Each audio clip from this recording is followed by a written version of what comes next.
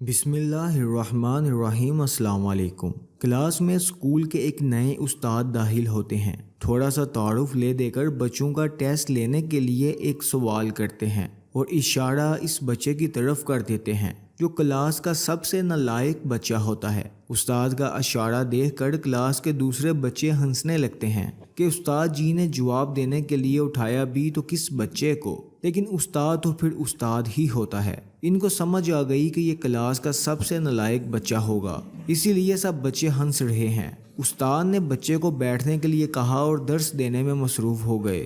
چھٹی کے وقت استاد نے اس نالائق بچے کو اپنے پاس بلا لیا اور جب سب بچے چلے گئے تو استاد نے اس بچے کو ایک سوال دیا اور اس کا جواب بھی لکھ کر دیا اور کہا کہ اسے یاد کر لو اور کل جب میں کلاس میں سوال کروں گا تو یہ جواب تم نے مجھے کلاس میں دینا ہے۔ بچے نے وہ سوال اور جواب یاد کر لیا۔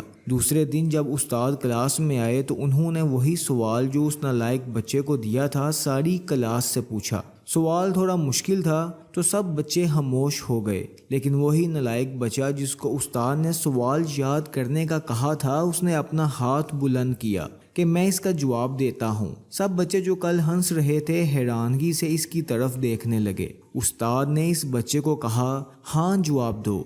بچے نے فر اس سوال کا جواب سنا دیا۔